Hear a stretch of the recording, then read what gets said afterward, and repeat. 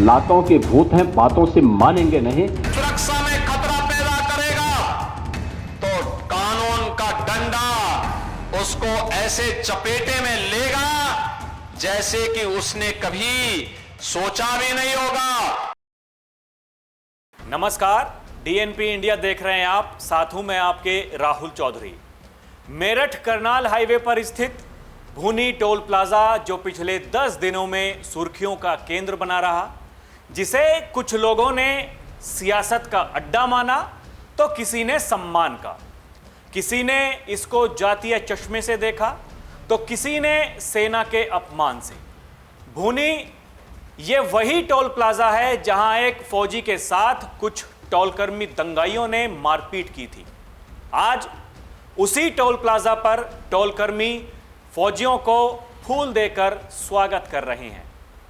इस मामले पर पुलिस प्रशासन की कार्रवाई की बात करें तो पुलिस ने 8 आरोपियों को जेल भेज दिया है। 7 आरोपियों को 24 घंटों के भीतर ही पकड़कर जेल भेज दिया गया था। उसके बाद मुख्य आरोपी को भी पुलिस ने गिरफ्तार कर जेल भेज दिया। इस मामले पर एनएचएआई ने भी कड़ी कार्रवाई की। भूनी ग्राम प्रधान द्वारा नियुक्त सिक्योरिटी गार्ड्स को हटा दिया गया है। इन गार्ड्स पर रात के समय अवैध वसूली का आरोप था। अब एनएचएआई ने टोल प्लाजा की जिम्मेदारी बागपत के बलैनी टोल की विमल राज कंपनी को अस्थायी रूप से सौंप दी है। नई कंपनी ने टोल प्लाजा से गुजरने वाले फौजियों का फूल देकर स्वागत किया है। टोल कर्मियों का कहना है कि फौजी देश की सीमाओं पर सुरक्षा कर रहे हैं। पहले जो घटना हुई वो गलत थी। उन्होंने कहा कि जब तक वे इस टोल पर रहेंगे, फौजी भाइयों का पूरा सम्मान किया जाएगा। फौजियों से कोई टोल नहीं वसूला जा रहा है।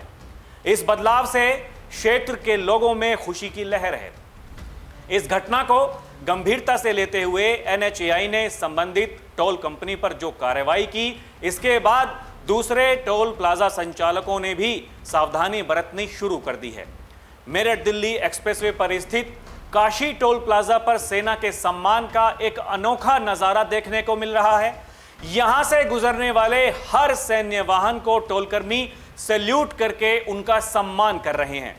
टोल प्लाजा पर भविष्य में इस तरह की कोई घटना ना हो, इसके लिए सभी कर्मचारियों को विशेष निर्देश दिए गए हैं। उन्हें साफ तौर पर यह कहा गया है कि किसी भी वाहन चालक से बुरा व्यवहार ना किया जाए और सभ्यता बनाई रखी जाए।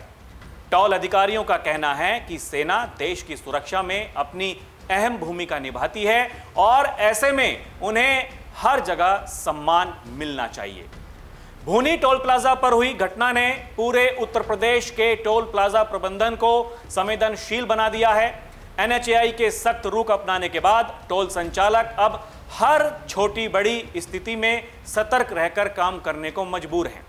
यात्रियों और विशेषकर सैन्य वाहनों के प्रति सही व्यवहार सुनिश्चित करना फिलहाल उनकी पहली प्राथमिकता बन गई है।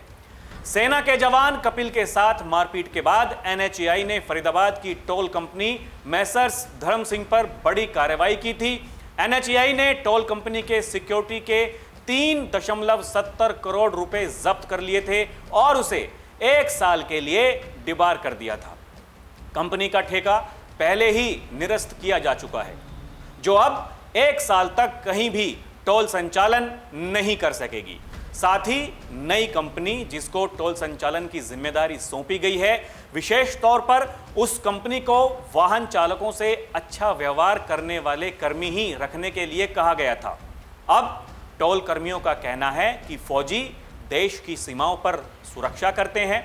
पहले जो घटना हुई वो गलत थी। उन्होंने कहा कि जब तक वे इस टोल पर रहेंगे, फौजी भाइयों का पूरा सम्मान किया जाएगा। वहीं सरूरपुर के भूनी टोल प्लाजा पर टोल कर्मियों की बर्बरता का शिकार हुए सेना के जवान का हाल जानने के लिए नेता भी पहुंच रहे हैं। पहले विधायक अतुल प्रधान, फिर बीजेपी के पूर्व विधायक संगीत सोम मिलिट्री हॉस्पिटल पहुंचे। उन्होंने घायल सैनिक कपिल से मिलकर घटना के विषय में जानकारी ली। इसी के साथ आरोपियों के खिलाफ कड़ी कार्रवाई और फौजी के घर वालों को हर संभव मदद का आश्वासन दिया। संगीत सोम ने घटना की कड़ी निंदा करते हुए कहा कि सेना का सम्मान देश के हर नागरिक के लिए सर्वोपरि है। उन्होंने आरोपी टोल कर्मियों के खिलाफ कड़ी से कड़ी कार्रवाई का आश्वासन दिया है। इसी के साथ कपिल के परिजनों को हर संभव मदद का आश्वासन भी दिया है। संगीत सोम ने कहा कि घटना के पहले दिन से ही वो लगातार पीड़ित परिजनों के संपर्क में है। यदि जरूरत पड़ी तो घायल सैनिक को सरकार की तरफ से विशेष मेडिकल सुविधा भी उपलब्ध कराई जाएगी।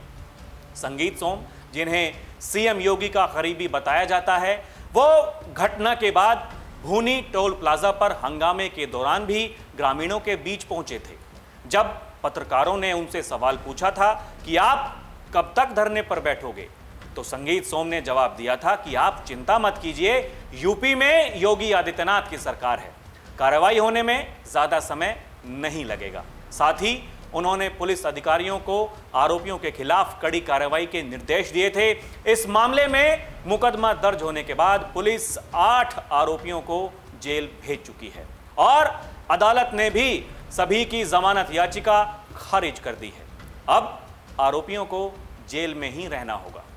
दर्शकों, आपको इस कार्रवाई पर क्या कहना है? यह कार्रवाई उत्तर प्रदेश की जो जीरो टॉलरेंस नीति के तहत योगी आदित्यनाथ कहते हैं, क्या यह कार्रवाई वैसी है? हमें कमेंट करके जरूर बताइएगा। अभी के लिए इतना ही। आप देखते रहें डीएनपी इंडिया, हर खबर भरोसे के साथ। नमस्कार, जय हिंद।